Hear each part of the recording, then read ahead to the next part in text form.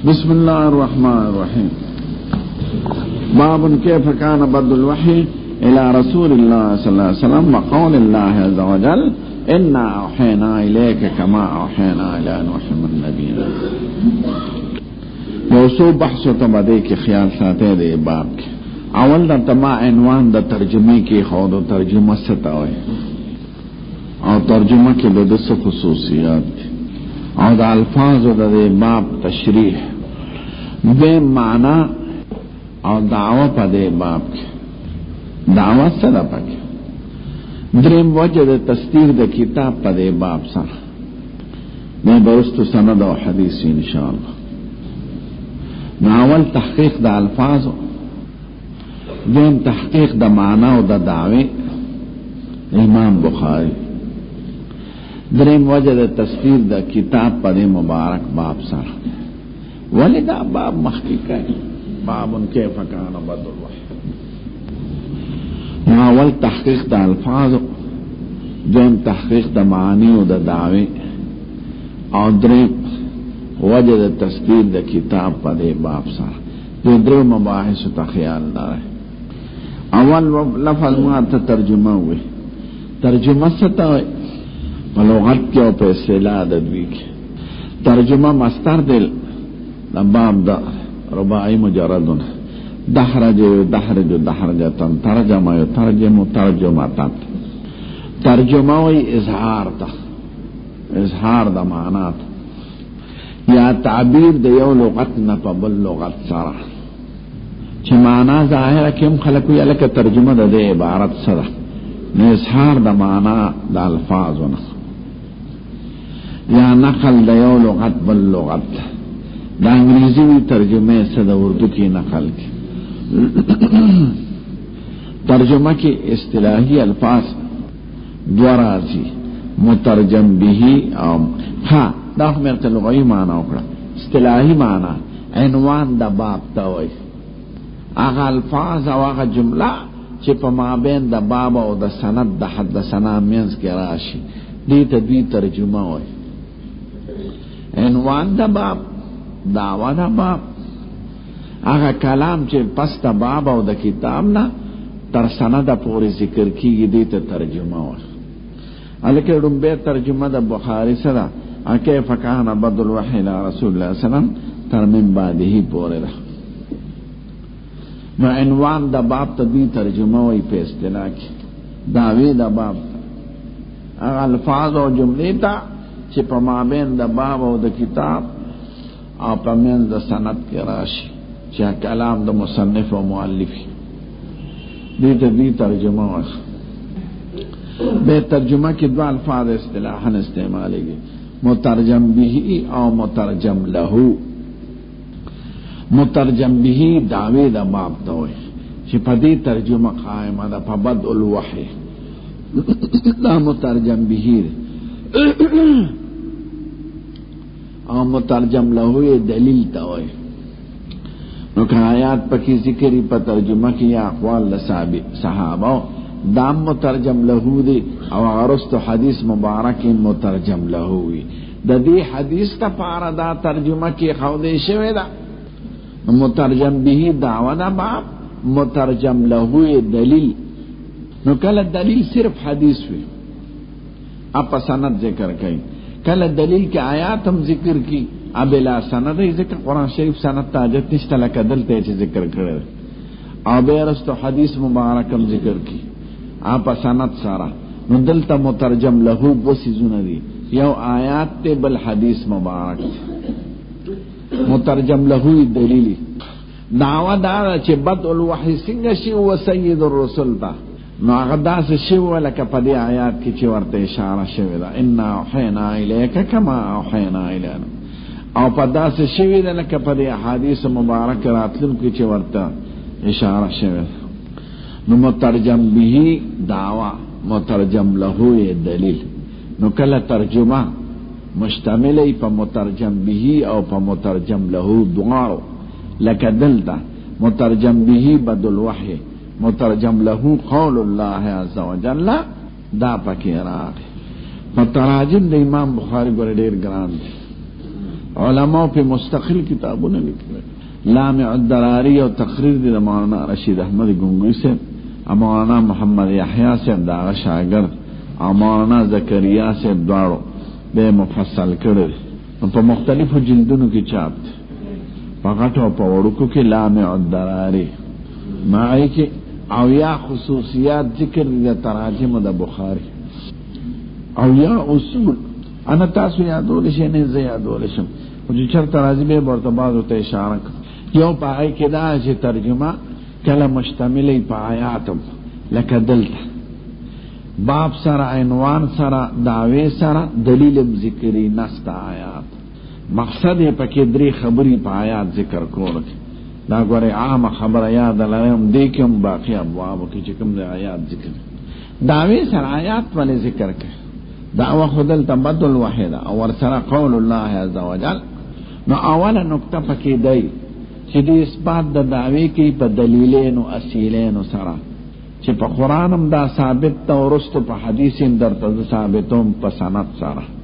نو اثبات د دعوی په دلیلین او اصیلین سره د مقصد وی نو دلیل اول کتاب آیات ذکر کی په باب کې او دلیل ثانی حدیث ذکر کی په سند سره دیمه نقطه پکې دی چې آیات ذکر کی دا ټول سره تعلق لري دا په منزله د متن ګرځي د آینده حدیث مبارک او نفاق دا تا تخریج قرآن په منزله د متن او حدیث شرح او وضاحت او تبیین له وانزلنا الیک الذکر لتبین للناس ما نزل الیهم والذی بعث فی الامین رسولا منهم یتلو علیهم آیاته ويزكيهم ويعلمهم الكتاب والحکمه تعلیم د کتاب په واسطه د حدیث سره راځي دا تا تخی چې دا قرآن متن دی او حدیث مبارک شرح ده دریم مقصد تبرک بذکر الآیات فی مبدأ البحث چې په قرآن شریف شروع کو چې خدای پاک پکې برکت واچي دومره قرآن شریف آیاتونه په یو کتاب د حدیث کې نشته لکه بخاری دا ټول قرآن په کتاب کې راوسته او دا قرآن شریف ته داسې حاضر دی لکه تالی کې سړی ته مرغلرې پروتي په طبخ کې او چې کومه مرغلره خوښي راواله دومره استهزار یو محدث رحمه الله دې مسله کې امام بخاری ته نرسي ټول کې قرآن شریف په کتاب کې راوسته اور دې کې آیات ته اشاره کوي ندی وجنه ما طویلو کنا بلاس چې ترجمه نو او د زکریا سے او یا اصول لیکل به مولانا شیخ الهند سے په اردو کې هغه رساله لیکل ده شرح تراجم ابواب البخاری و تراجم په اردو کې ملاوي زما استاد سے وہ کتاب لیکل تحفۃ القاری فی شرح تراجم البخاری درې جلد ما سره شته او باخلا چاپ شونه او وفات شو قلمي زمانه چاپ کړی راو کنه بخاری کی تراجم تغور نو فقه البخاری فی تراجمی در تمامیل چې د دې دوه مطلب دي دا دوه مطلب شان ورشا سے بیان فقه په معنا لغوي سره یعنی ذکاوت دقت ذهن کمال علمی او تبحر دا به معلومیږي د امام بخاری د تراجم او نتات دیم فقه په معنا اصطلاحي یعنی مختار اختیارات د په مسائل فرعیو کې معلومیږي د ابوابونه چې دې کوم جانب خو کې هغه جانب باندې باب دی بل باندې نه دی دې جمع بین البابین المتضادین نه کوي دې نسیه منسیه ګرځي هغه جانب دا سه معلومیږي چې دته حق په موضوع د خلاف کې یو ښکاري په خپل دې مسله کې علما مختلف دي چې حق په موضوع د خلاف کې یو دی کې دوه دي نصح علما او حق په موضوع د خلاف کې یو دی یو حق دو حق نه ذکر حضور مبارک اذا اجتهد الحاكم فاصاب فله اجران واذا اخطا فله اجر واحد نو که اړیو کې حق ونو اخطا نسبت به سینو به خبرت باندې حق دا اهل سنت والجماعت په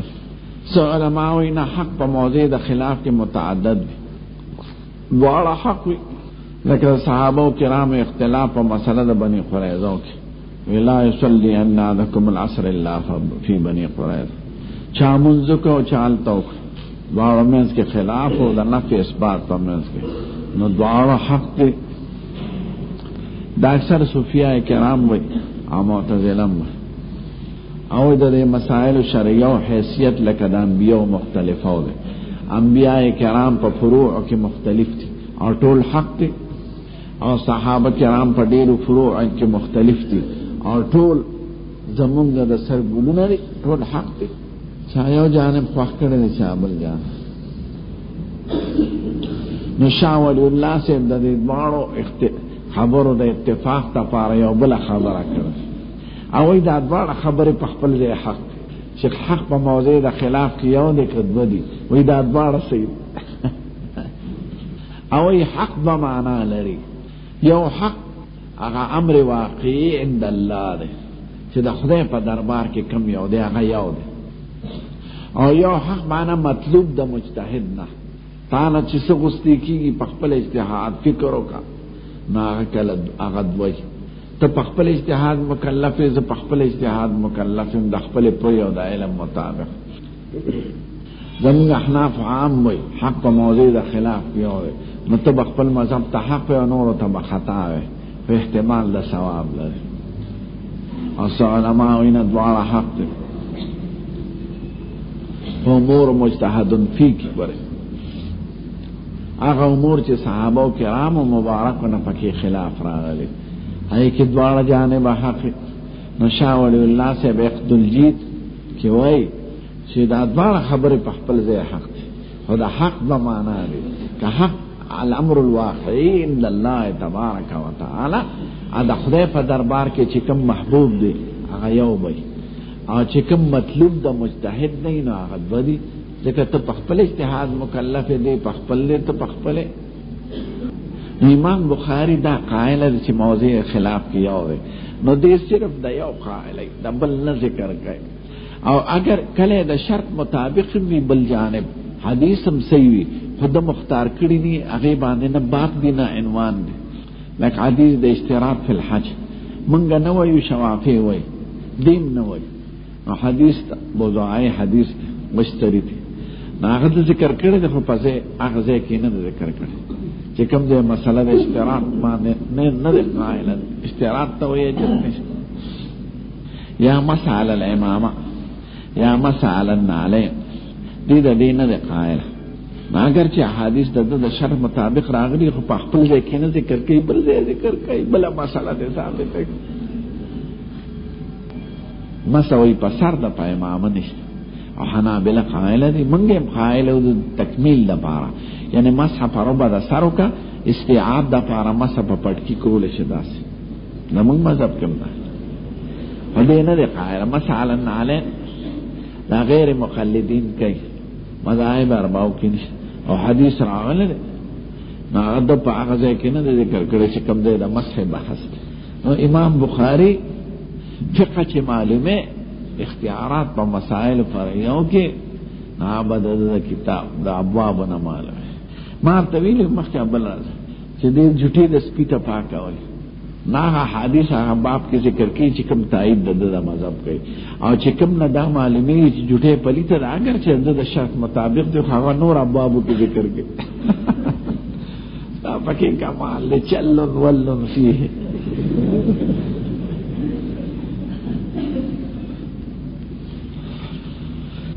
فقه البخاری فی تراجم مطلب دا چې اختیارات فقهیه په مسائل فرعیو کې د تراجم نه به معلومه چې د مختار سره ډیر ویشان لري امام بخاری چې دا غي بیان مونږ نشو کول، اني مقام او مرتبه معلومول شو. دا د وحی سمره بحثونه چې مونږه کوس به ویني، دا چې په خلی وایو د وحی په حقیقت صاحب د وحی پیږي، د جما په لذت روغ جوړ سړی پیږي، عنین نه پیږي. که عنین ته وایي چې د جما صفن دی د حلوا په شان دی، د سور مرچکي په شان، د قنداري نسوارو په شان دی، هغه نشي بیانولی، ځکه هغه ته هغه حاصل نه دی، دا وجداني څیزونه دي. یو ړوند ته د اسمان رنګ وښه چې اسمان څنګه رنګ دی، شین دی، او شین څه ته وایي نه پیږي، سپین ستوي تور ستوي. مونږ د ړندو مثال لرو د وحی په مقابله کې، نو مونږ د وحی حقیقت نشو معلوم، د کشف هم نشو معلوم. داسې تعبیرات دي، رسوم دي. تصور بالوجه ده، تصور بالکنه و بکنهه نه ده، ځکه مونږ ته حقیقت نه معلوم، صرف تعبیرات دي. یو ورون د خونو په جماعت کې نو شاګرد چړي ولا کیر وروړ، کیر پیژنې زموږ وطن کې برن کې همرا شیر پخته شوه، روجي چې په پایو کې پاخه کې کنه لاچی پکې واچې نو ډېر فناک، دا پیښویان ډېر خوب پخې. یو کیری فارسی دی، یو کیری پېښوري دا کیری پېښوري یادو نو چې وی خو ډېر فن دی ورکه وړوندو اجه جمعات کې خونو د جمعې شپه نو دې چړي ته وای دا څه شی دی دومره خوندور دی؟ وی دا کیر دی. وی کیر څه ته وای؟ وی کیر یو سپین شي وي خوږ، هغه ورته سپین څه ته وای؟ وی لکه د ډینګ په شان، ډینګ مارغه دی اوبو کې چې ګرځي دا مایان خوري. وی ډینګ څه ته وای؟ عجیب غنونی دی دا تعریف د مجهول په مجهول. وی ډینګ یو مارغه دی، اوږده غړانګې وي، اوږدې خپې وي، اوږده غړانګې وي داسې. ورته وی اوږد څه ته وای؟ اوږد یې د الله سره دی پاک، نو لاس یې د هغه استاد نه و، نو وی اوږد دې ته وایي داسې لوگ نو دی وایي یہ تو بڑی ټیړې کیر ہے، دا کیر خو ډېر اوږد سیز دی. هغه حدي اوسطونه یې پکې ټول حذف کړل، نو شکل اول یې ته جوړ کړ. نو حقیقت د بعضې څیزونو ګورې موږ نشو معلومولی، نو د علماو دا مراتب موږ نشو معلومولی چاته چې خدای دا کمال ورکړي، دا زموږ تعبیرات دي. یو امي سړی دا معلومولی شي چې دا عالم کوم مقام لري، ځکه هغه ته د علم هېڅ برخه نه ده حاصله. هغه عالم هغه چاته وي چې ډېر خوشوازي لوی لوی زړې زړې قصې بیانوي، وی کاپر مولا دا علم نه څه خبر. عالم خو عالم پیژني، جاهل خو نه پیژني. نو چې چاته یو څیز حقیقت نه معلوم، دا زمونږ د حاکمان ولې دین نه راولي؟ ځکه د دوی د دین د حقیقت نه نه دي خبر، نه د پیغمبر د حقیقت نه، نه د ایمان د حقیقت. د ایمان دې ته ویلي سړي نوم عبدالمنان یې بس ټیک ده، جماعتونه یې په کلو کې خلک منځونه کوي، بس ایمان. هلکه ته مؤمن ایمان پیژن، دا ته یقینا ویم دا لیډران امیان لیډران آئے کہ دا شمالی اتحاد دا مشرم داخل جاہل دې د ایمان د حقیقت نه خبر وي، د قیامت د ورځې نه، د خدای د محاسبې نه، د امت د اجتماعي فکر نه، نو ده به دا کار کولی، خو دا ایمان نه لري. کنې د ایمان خاوند یریږي چې زه به څه کوم، یو څو ورځې دا شی راته میلاو شو نو څه نو حقیقت چې چا دوی ته نه حاصل. نو فقه البخاری فی تراجم، د بخاری تراجم دقه شان دي. خاول لفظ زمون بسم الله راغله، ترجمه خو لفظ الفاظو کې نو راغله، بار مې ورته وویل بسم الله الرحمن الرحیم. دې ته ظرف مستقر وایي کنه جار مجرور چې وي او متعلق محذوف، که مذکوری ظرف لغو چې مستتر وي هغې ته ظرف مستقر وایي. د دې متعلق څه دی؟ متعلق دا شو نو د کوفیانو یو رای ده، د بصریانو بله، او د علامه زمخشري بله. دا د الفاظو بیان درته کوم بې اصطلاح خبره. کوفیان فعل لو باسي مقدر، ابتدئ بسم الله الرحمن الرحیم، شروع کوم په نامه د خدای چې رحیم رحمان رحیم. دا چې رحمان رحیم دی دا خو مبتدا خبر جوړیږي، نه شروع کوم په نامه د خدای رحمان رحیم سره، دا صفت موصوف شو. دا چې وایي شروع کوم په نامه د خدای چې بخونکی او مهربان دی، دا خو رسته مبتدا خبر شو، او دلته رحمان رحیم خو مبتدا خبر نه دی، دا خو اوصاف دي د الله لپاره. نو ابتدئ بالشروع کوم په نامه د خدای رحمان رحیم سره. نو هغې ابتدئ راوباسي چې دلالت کوي په تجدد او حدوث سره. بسیان ابتدائی راوباسي. ابتدائی بسم الله الرحمن الرحیم، شروع زما د خدای په نوم رحمان رحیم سره دا. نو دوی تی جمله اسمیه جوړه کړه. شروع زما د خدای په نوم رحمان رحیم سره دا جمله اسمیه شو. او هغه شروع کوم، هغه فعل شروع کوم په نوم د خدای رحمان رحیم سره. او دا بلا شروع زما د خدای په نوم رحمان رحیم سره دا. پیږه کنه په خبره.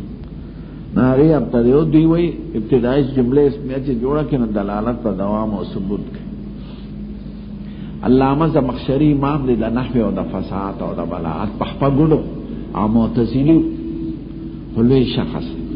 په مکه مکرمه کې اوسېدو د زمخشر خراسانی علاقه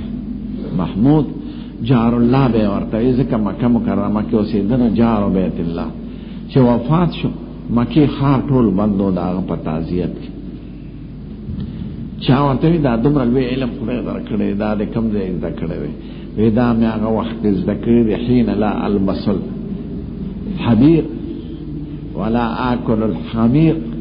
ولا يخدمني فلانا وفلانا. دا مې هغه وخت زده کړی دی چې ما ریخمینی جامې نه دی اغوستی او خمبیره ډوډۍ مې نه دی خوړلی او نه مې غلام او نه مې وینځوه د کټ د اونې د سوري د لاندې یا د ګټې باندې به مې سر کېښود. هغه وخت کې ما زده کړی فاري یادی په خوارې زارې عیش پرسته ملا ګورې سبق نشي ویلی چې ډوډۍ فکر او د جامو فکر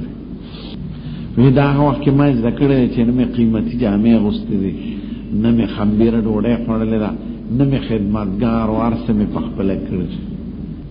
دی حنفي عالم خو په عقایدو کې معتزلي دی.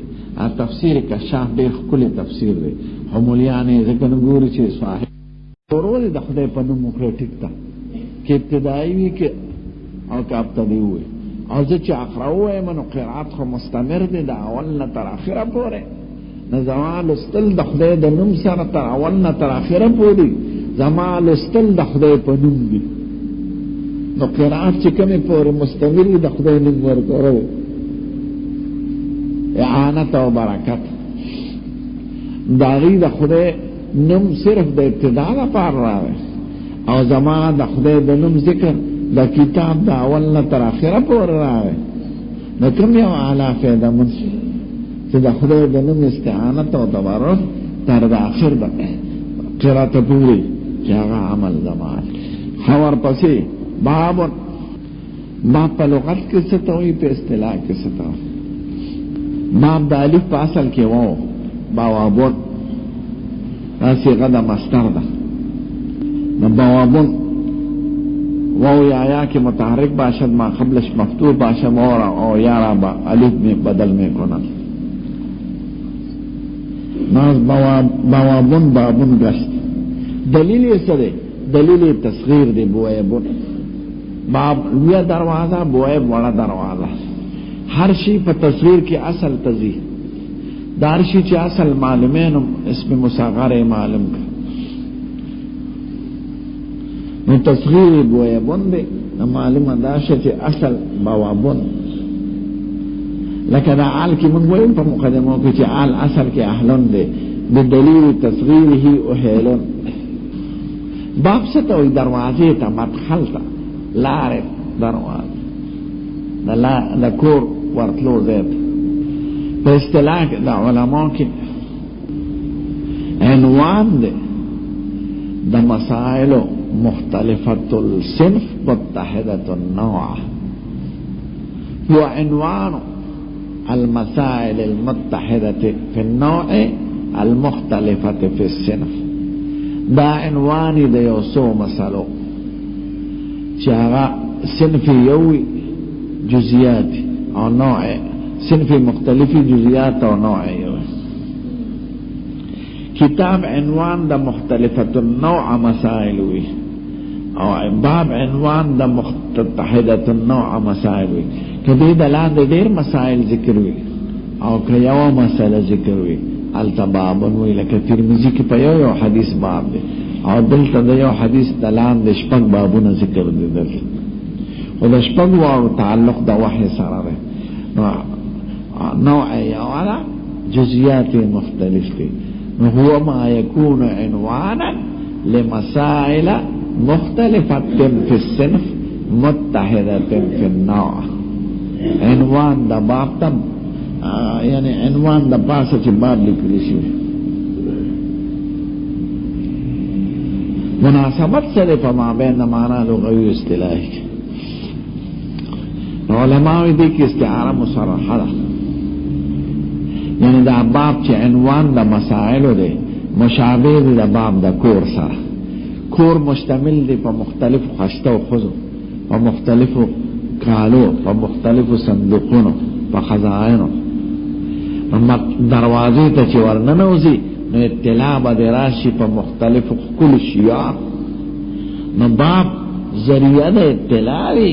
په اشیاء مختلفه خشته او خزائنو نو دارنګه دا باب مدخل دی لپاره د اطلاع د مختلفو مسائل نو استعاره مصرحه دی ته چې ذکر د مشبہ بیوی ترک د مشبہ نو دا باب دروازه لار د اطلاع په ما فی البیت نو دا باب لار د اطلاع شو د ما فی الباب د پاس باب کې لاندې خپل مسائل دي دا باب داغه دروازه را ته دې مسائل نه ځان خبرېدل غواړي نو په دې باب ورننوځه لکه کور کې چې خشته خزه غواړي او خشته مال دولت او قیمتي سيزونه نو په دروازه ورننوځه وادخل البيوت من ابوابها واطلب الارزاق من اسبابها نو ذکر د مشبہ به باب د بیت او ترک د مشبہ د عنوان د باب د فقه مسائل لکه تلخیص کی بمیلی کنا لدا اسد شاک سلاح مقذف له لبد اصفاره لم تقلمی ودار فلان کس مری سره ده شاک سلاح اصله مکمل آغسته او جنگونو تور وړاندې کیږي او له لبد لمسه اغسته اصفاره لم تقلمی نکونه نه دی پرېکړې شي مسلو قسم استعاری بھی کن استعاره مصرحه مکنیه تخیلیه و ترشیحیه دا انواع دی دا مجاز مستعار او یا مجاز مرسل اصلیش قسمه علاقو دا وجنه مجاز مرسل تو مابین دا معنی موضوع لہو کی او معنی مستعمله کی علاقه دا تشبیوی نو دیتا مجاز مستعار او کما سوا د تشبیه سریر شلاقی دیتا مجاز مرسل وی مجاز بھی استعمال دا لفظ بغیر معنی موضوع لہو کی نو کدا موضوع لہو چکم غیر ورطوی او دا موضوع لہو پا منس کی علاقه دا تشبیه مجاز مستعار او که علاقه غیر دا تشبیه نوی سریر شلاقی مجاز مرسل نو دلتا مجاز مستعار دے استعاره مصرحه كيف اسم استفهامي لي مبني على الفتح كم باب دري قسم ویل کی باب كيف نو که باب مضاف کې کیف تا نو دا په محل د جار کې راځي دا ټوله جمله او که بابن کې نو هاذا باب یا بابن كيف نو دا به خبر ګرځي خبر په محل درف کې یا باب موقوف باب کیف کان بدل واحد ہر باب کی دا درې احتمال راځي بابن بابو باب که موقوفی کې نو باب که مضافی کې بابو او که مرفوع کې نو بابن یعنی هذا بابن یا بابن کې کیف په بخاری کې په دې عناوینو کې ډېر ځای راغلي شل کرته په جلد اول کې او لس کرتا پا جلد ثانی کیف ہر عدے کی استعمالی گی چی اشارے اختلاف دا اقوال دا علماء تا یہ اختلاف دا احوال تا یہ اختلاف د معنی ته نو په بدل وای کې اختلاف ته څنګه شروع شوی دی او کوم ځای کې او کوم ځای نه شروع شوی دی قرآن شریف ته کومه سي نو کیف باندې باب مصدر کیف کان بدل حیث کیف کان بدل اذان اذان په ابتدا کې خلاف دی د حیث په ابتدا کې خلاف دی چې حیث د بنی اسرائیل نه شروع دی او کله حوا بی نه شروع نو بدل وحی کې اختلاف دی چې کوم دی ابتدا د وحی شروع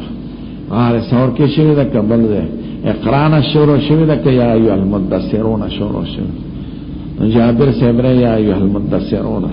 او عام صحابه اقرا بسم ربک الذین وای او دم دا مختار کړه به تطبیق کې چې یو بد حقیقي او بل بد اضافي بد حقیقي خو د اقرا نه شروع شوی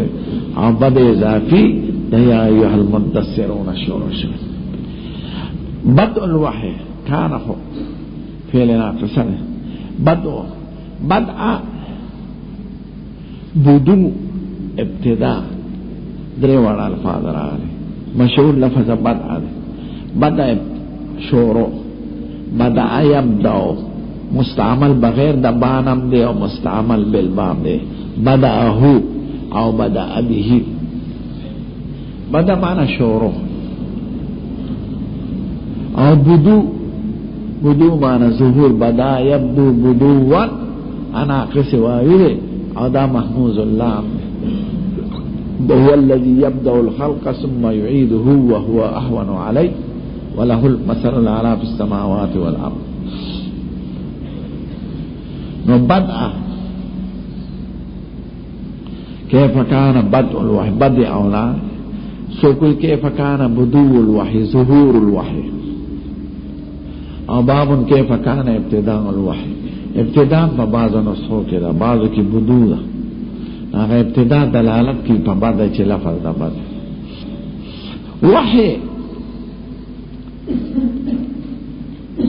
وحی په لغت کې اشاره ته وایي فأوحى إليهم أن سبحوا بكرة وعشيا أن أشار إليهم بيده بكارش زكريا عليه السلام رول بآيتك أن لا تكلم الناس 3 ليال سوية ده علامه ده چې د خزې د امید شي ته خبره نشي کول نشي امید شي زبانه بند شي فخرج من المحراب فأوحى إليهم أن سبحوا بكرة وعشيا اوحى اشاره وحي اشاره ته وي اعلام ته وي کتابت ته وي كما زمان کسلورم معلق ویلي كما زمان الوحي سلامها لك خط فقط سرګند وحي کتابت اشاره اعلام په اصطلاح کې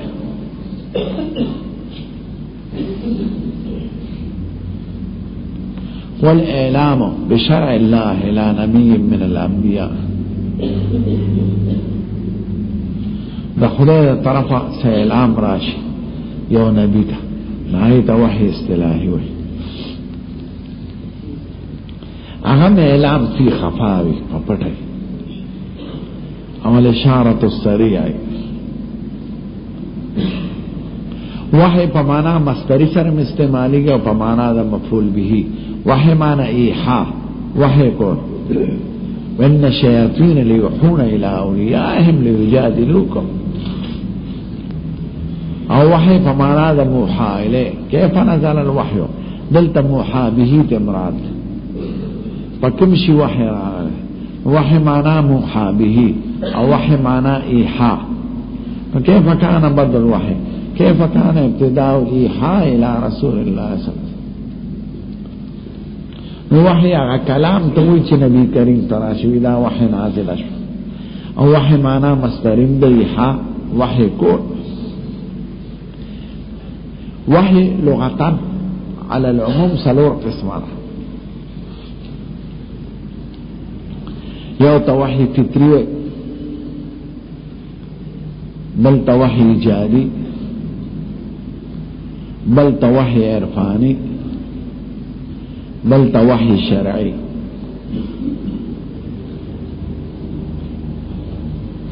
وحی فطری اعلام و تربیت د خدای دی او هدایت د خدای مخلوقاتو ته د جن په طریقو کې.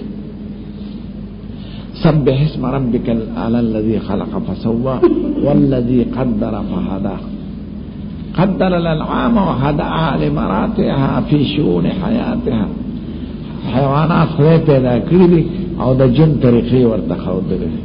نو دې هدایت فطري ته دې ته وحی فطري وایي. وأوحى ربك إلى النحل أن اتخذي من الجبال بيوتا ومن الشجر ومما يعرشون ثم كلي من كل الثمرات فاسلكي سبل ربك ذللا يخرج من بطونها شراب مختلف ألوانه فيه شفاء للناس. وأوحى ربك إلى النحل دې شاتو متوج پچو ته چا چل خودل لري خدای وي دا ورته ما وحی کړل. وحی معنا فطری وحی را، یعنی د دې جن می داسې پیدا کړی چې د دې په طبیعت کې می داسې زونه پیدا کړی داسې مسدس شکل جوړ کی درې چته چتای کې مولید او هغه کې هر یو کې هغه شپږ ګوټي مسدس او په داسې ترتیب چې انجینران حیران دي چې دا چل ورته چا خبره ابه یو ګوټي ګوټي باندې کینی او بادشاہي پکې ده مشریوی عصو 15 کیلومتر د شاته مچې ګرځي او بیا راځي خپل دغه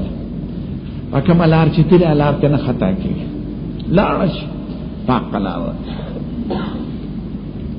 دا چل ورته چا خوندل او د بچو د پالنه او د مارغان ته څوک یو شان جاله جوړي کارغه یو شان جوړي خارو بل شان ته جوړي ما افریقا کې ولیدل دا وړې مرغې سي چې دلته خلک د ډول لپاره ساتي دا وړې مرغې دال ته ټول دادي دا چنچنې نشته نو چې ونه کنه بل قسمونه دی الله نو دا ونه څنګه چې څومره ځوانان دي داسې ځوانان دې کې جاله جوړي ځوانان ته اونه پورې ټول جاله ځوانان دی وړې وړې جوړي نارینه زنانه ورته ناس نارینا بټکی راوندې ګوري به جوړي کله خدي خاصونه بټیکتا کله خدي طبيعت بوتم کنه نو بزید بل به جوړي دا وړي وړي دا ګلدار چ وړي مرغې کنه دا د افریقې دي الته ټول ځنګلونه دینه ډک جنوبي افریقا کې ول داونه د عادت ته قیمتونه خرچيږي یو په 1500 د ډول دالته عام کیږي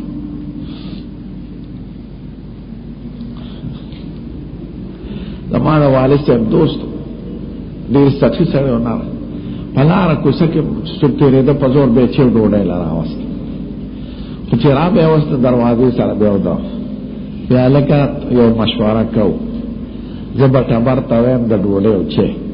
که پرون تندیو په خوشاله په خولن کابراولم بیٹک کې بکینه ډوډۍ چې بدل راو باسه او که خزم خفا طبيعت پټ تندی باندې غټه جوړ شي به تزا ځکه تاسو سره مې د لږ سات تعلق ته خو سره مې د ډېر تعلق ستاسو د لږ وخت په ارزان باندې کور نه چبوانول نو البته د قشن معاملې د خزه ورته ناشته او نارینه به چې هغه مرغې چې هغه جوړو کې کله هغه په طبيعت برابر شي خو ډېر راخره که په طبيعت برابر نشو وي څه چیز بل دې کې به سړی اړمي دلته خو چنچړک خزه او نارینه دواړه په یو ځای شریک جوړي البته صرف نارینه جوړي زمرو کې مالی دلی ځنګلو کې زمري په خپل احکار نه کوي دې ناس خزه به احکار کوي زمري علی ورپاسي چې هغه د شکول غټ شي نو دې ورپاسي کنه احکار به خزه کوي نو خزه چې احکارو کې غووي سهراني غواګانه ناغه بروړي خاون تکید دا تلری ناشته د قشان ناغه به خوري چې سه او پرنو خپه هڅه سونو خو بسغه جدا کینی به خزر راشي بچی راشي بیا راخوي زمری کې دا کار چې د بل چا جوټه نه خوري نه د بل چا د خلیخ کار کوي بغیر د شذ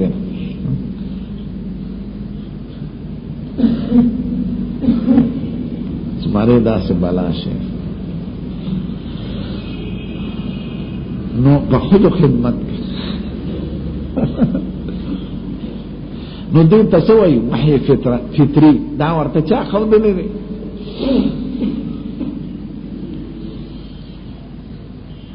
دا نحل ته چا وحي کړی دا خدای کړی دا ماشوم چې مورتی ته واچي او دا تیر اکاږي داسې په خوله دا چل ورته چا ښودل دا خدای ښودل د سپي او د پیشو چې بچي شي او په خولې سټیو پاکي او دا چل ورته چا ښودل روس راغلی دی زناو او که د پاکستان یو لیډر ورته کوي دا وحی فطری د تعلیم د هدایت فطری دی چې خدای دې طبيعتونو کې پیدا کړ. دیم دا وحی ایجادي په دماغ کې د مصنوعاتو ایجاد د دې دا چل ورته چا ښودل خدای وی کلا نمد هؤلاء وهؤلاء من عطاء ربك وما كان عطاء ربك محظورا ټول ته چل ښودل دي ته او د خدای دا هدایت وما كان عطاء ربك دین امراد هدایت معنوي دی هغه وحی ایجادي وما كان عطاء ربك محظورا د خدای غ تربیت ایجادي هغه د چانه منه نه دی هغه مسلمان تم ما کړی دی کافر تم هم کړی دی د علم کې به فرق نه دی کړی ایجادات چې توس نه کینو دا هستا کا د دې خو اسلام سره تعلق نشته